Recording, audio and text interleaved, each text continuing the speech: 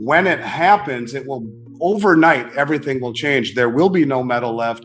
When the system is breaking down, systemic risk of the system is why people were rushing into gold and silver. But what does it look like, or what are those times when we can't function then as a dealer to help people continue to do that if the system is actually breaking down? All right, so if the first part of the question is, I've been selling gold and silver for 33 years when nobody wanted it, when it was $252 an ounce and $3 and $4 an ounce in silver. I've been accumulating it because it's wealth. And I mean, I'm not Bill Gates. I can't buy everything up. I've been buying it every 2 weeks. I believe in it to my soul. I tell every one of my employees when I hire them, you better buy every 2 weeks. Don't let me find out you're not.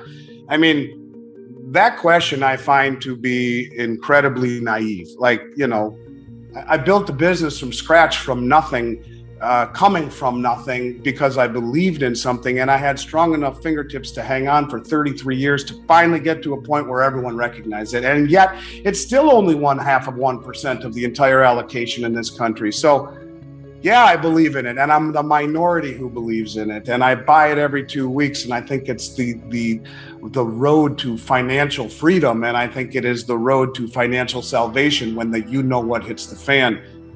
And I'll sell it independent of what I buy. I'm not selling my own gold and silver, but I will sell it until I can't any longer. And as far as that, what does it look like? When the what does it look like doesn't work anymore, if the COMEX breaks, no one can, for a period of time until something is figured out, can hedge their inventory. So holding inventories will be detrimental. If money's not flowing, we'll shut things down until it does again. I mean, it's a scary situation to even contemplate things like that, but they are a reality. So when you talk about incentivizing, look, people are motivated by greed and by fear. In the last 2 decades, people have been motivated by greed. You go back to 1982 even, and you see interest rates going down in a steadily 45-degree sloping angle, creating tremendous value in traditional assets. People were greedy, and they were well rewarded by putting their money into stocks and bonds and real estate. But let me tell you something. What I witnessed yesterday and today, that fear, where people are calling me at 1:30 in the morning, and I answer because I'm doing paperwork. Oh, I'm so sorry, Andy. I'm calling from California. I thought I was going to leave you a message, but while I got you, can I talk? I'm terrified. And, I think that there is nothing that will motivate people quite like fear when things start to break apart. We have lived under a period of time where it is our birthright to live better than our parents and our grandparents. That's what we always thought.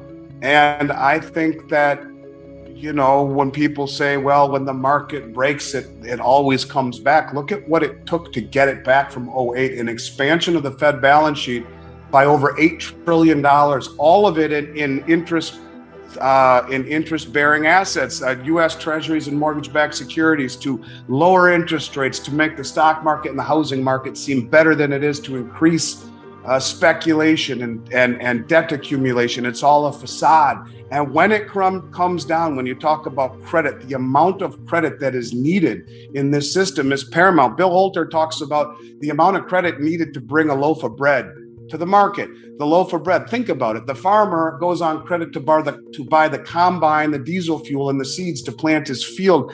When he's done harvesting, he takes that grain and sends it by truck to the flour mill. The trucking company is on credit to buy the trucks and the diesel fuel, and then sends it to the flour mill that's on credit to run the flour mill, and then sends it back on the truck that's on credit to get it to the baker, who's on credit to make the bread, who's on credit in the truck again to send it to the grocery store, who uses credit. And if credit dries up, it all dries up. It's a situation where the just as bullish, and again, some of this is hyperbole and tongue-in-cheek a little bit, but you get the point. And just as bullish as easy money and abundant credit was for the markets, where hedge funds can borrow at next to nothing and plow it into assets, make a fortune, where companies can buy back their shares by borrowing money at 1% and make a fortune, pay off those debts with no problem at all. It will be equally or exponentially more bearish because of the leverage and the derivatives as they yank the credit back and make it more difficult. And I think that's exactly what's going to happen. That's why you see $2 trillion in the overnight repo market. The banks don't want to lend into an economy they know is fractured. They would rather get 4% with safety than make 4 times that, 5 times that in a credit card, or twice that in a mortgage or a home equity loan.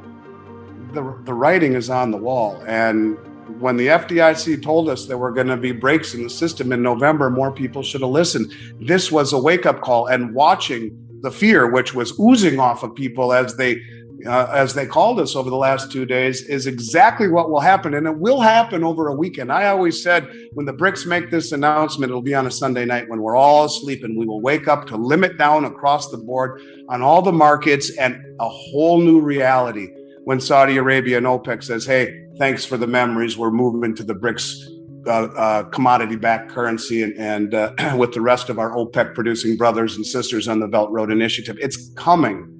So, yeah, I think what we saw yesterday was a precursor, and them doing what they did was in an effort to pull us back from falling over the abyss. I think it was that close to happening. And I wouldn't doubt for a moment that they're reliquefying a handful of banks under the table right now and not telling us about it.